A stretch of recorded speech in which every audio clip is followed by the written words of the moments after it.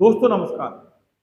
मैं जितेंद्र शर्मा और आप देख रहे हैं मेरा investigation media YouTube channel. Rajasthan high court group D भर्ती की हम काफी दिनों से बात कर रहे हैं और अब भी सवाल यह है कि आचार संहिता आने वाली है। Rajasthan high court group D जो 2019 में वैकेंसी निकली थी उसकी परीक्षा आज भी नहीं हुई है। लाखों लोगों ने फॉर्म जमा किए हैं, लेकिन आज वो अपने हक और अधिकार के लिए यानी कि परीक्षा के लिए तरस रहे हैं। परीक्षा अभी उनकी हुई नहीं। उसके बाद हाई कोर्ट ने यह भी बोला कि एक सरकारी एजेंसी आपकी परीक्षा कराएगी, लेकिन उस एजेंसी का भी आज तक अता पता नहीं है। बात परीक्षा की नहीं है अब, लेकिन सवाल यह है, बात नौकरी की भी नहीं है, लेकिन सवाल यह है कि जो नौकरी लगती, जो परीक्षा होते और जो परीक्षा होती, नौकरी लगती, वो समय ठीक है, आज नहीं कल आता। लेकिन अब सबसे बड़ा सवाल यह है कि राजस्थान सरकार के चुनाव आने वाले हैं और अभी अक्टूबर में 7 या 10 तारीख या 4 तारीख जो भी है आचार संहिता लग जाएगी। ऐसे में उन बेरोजगार जो जिन्होंने फॉर्म भरे थे हाई कोर्ट ग्रुप डी के लिए और उनके साथ इतना बड़ा खिलवाड़ किया जा रहा है, सवाल ये है उसका जिम्मेदार कौन होगा, ये हम तय नहीं कर सकते। ये सिस्टम को देखना है, प्रशासन को देखना है, सरकार को देखना है। लेकिन सवाल ये है, हम इतना तय कर सकते हैं कि आखिर ये जो बेरोजगार इन्होंने फॉर्म भरे और नौकरी के लिए अपना जीवन बनाने के लिए भरे थे, उनके साथ कहीं ना कहीं होकर तो खिलवाड़ हुआ है। और तमाम वो नेता जो इन बेरोजगारों के नाम पर अपनी अपनी राजनीति चमकाने में लगे रहते हैं, उन नेताओं को अब सामने आना चाहिए, इन बेरोजगारों के साथ खड़ा होना चाहिए। कम से कम आप, ठीक है, इन बेरोजगारों के नाम पर इनको इकट्ठा करके अपनी अपनी राजनीति चमकाने में आप लगे रहते हैं, लेकिन अब आचार संहिता जाने वाली है, आपने इन बेरोजगारों के लिए क्या तय किया? ये सवाल बहुत बड़ा है, क्योंकि मामला नौकरी का हो, बेरोजगारी का हो या फिर भर्ती का हो, बहुत सारे नेता ऐसे पैदा हो जाते हैं जो इनके नाम पर, इनका सहारा लेकर और अपने नाम को चमकाने में लगे रहते हैं और फिर चेहरे इतने चमक जाते हैं कि फिर वो चुनाव के मैदान में कूद जाते हैं। तो सवाल ये है कि बेरोजगारों के साथ ये जो आने वाले नेता हैं ये खिलवाड़ करते हैं या फिर बेरोजगार भर्ती वाले या अन्य बेरोजगार इतने भूले होते हैं कि कोई भी आए कि आप हमारे साथ चलो, हम आपकी बात करेंगे, उसके बाद वो इकट्ठा होते हैं, उनके साथ चलते हैं और फिर नारे वारे लगाकर और मामला कहीं ना कहीं होकर राजनीति में सेट हो जाता है। तो सवाल ये है कि क्या राजस्थान हाईकोर्ट ग्रुप डी की भर्ती की जो परीक्षा है, क्या वो वाकई राजनीति की भेंट चढ़ गई? ऐसा कुछ मामला देखने को मिल रहा है। हम लगातार हाईकोर्ट ग्रुप डी भर्ती की बात कर रहे हैं, परीक्षा वाली, और उसके बाद कई कमेंट हमारे इन्वेस्टिगेशन मीडिया के इससे कमेंट सेक्शन में आ रहे हैं कि साहब हमारे पैसे लग गए, नौकरी नहीं मिली, भर्ती नहीं हुई, परीक्षा नहीं हुई, कोई बात नहीं, लेकिन कम से कम हमारे पैसे तो दिलवा दो।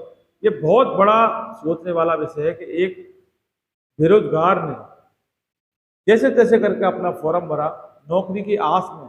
नौकरी कब लगेगी? जब परीक्षा होगी। परीक्षा के बाद बहुत सारी फॉर्मेलिटी है, उनकी हम बात नहीं कर रहे, लेकिन परीक्षा आज तक ली नहीं गई और अब वो बेरोजगार अपने पैसे मांगने पर उतारू हो गए।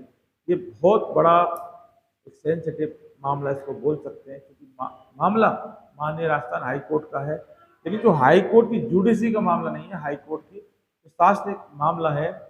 भर्ती की परीक्षा अभी तक हुई नहीं है, लाखों लोगों ने एग्जाम भरे, फॉर्म भरे और संविदा पर कई लोगों को रख लिया। ऐसे में एक सिस्टम पर सवाल तो खड़ा होता है, लेकिन सवाल यह कि माननीय हाईकोर्ट के ऊपर सवाल कौन उठाए, और ये सवाल हम उठा नहीं रहे, लेकिन जो बात आ रही है, लोग हमसे लगातार बात करते हैं कि सर आप आवाज़ उठाओ, हमारी आवाज़ उठाओ, हमारी बात करो, लेकिन अब आचार संहिता लग जाएगी।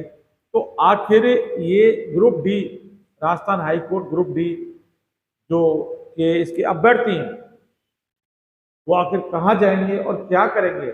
और सोचना उन नेताओं को है जो इनकी आड़ में अपनी अपनी दुकान जो सेट करने में लगे हुए थे और अब वो कोई निर्दलीय उम्मीदवार के रूप में पहचाना जा रहा है, कोई कांग्रेस के उम्मीदवार के रूप में पहचाना जा रहा है, कोई बीजेपी के उम्मीदवार के रूप में पहचाना जा रहा है। लेकिन सवाल ये कि सारे के सारे लोग नेता के रूप में जरूर पहचाने जा रहे हैं। बात पार्टी की नहीं है, बात निर्दलीय की नहीं है, बात आप नेतागिरी करते हैं उसकी भी नहीं है, लेकिन सवाल यह है कि बेरोजगार, जिन बेरोजगारों को लेकर आपने तमाम तरह के आंदोलन किए और आंदोलन के नाम पर जब आपने इस तरह के लोगों को इकट्ठा करके और ये जता दिया कि हम आपकी बात कर रहे हैं, और चूंकि ये भोले भाले भारत के बेरोजगार बहुत भोले होते हैं और ये आपके साथ चल देते हैं, लेकिन आपने तो अपनी मंजिल इनके सहारे हासिल कर ली। लेकिन सवाल ये भी है नेताजी, यानी आने वाले नेताजी, यानी भविष्य के नेताजी, ये लोग जो बेरोजगार लोग हैं, अब इनका क्या होगा? बहुत बड़ा सवाल है कि सरकार, चुनाव जब होते हैं सरकार 5 साल की बनती है। 2019 का मामला है, 2017 से चला था 2019, 2019 के बाद 2023 और 2000, अगर 23 की चुनाव अगर 2024 में होंगे फिर मामला सीधा 2028 में जाएगा। बहुत सोचने वाला विषय है कि आखिर इस पूरे अंतराल में बेरोजगारों के परिवारों को क्या होगा, इनके भविष्य का क्या होगा, इनके सपनों का क्या होगा, इनके माँ बाप के जो सपने हैं उनका क्या होगा।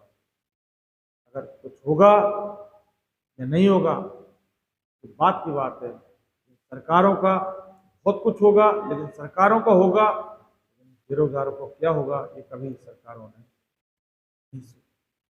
दोस्तों फिलहाल के लिए बस इतना ही। आपने अगर हमारा इन्वेस्टिगेशन भी यूट्यूब चैनल सब्सक्राइब नहीं किया फौरन कर लें।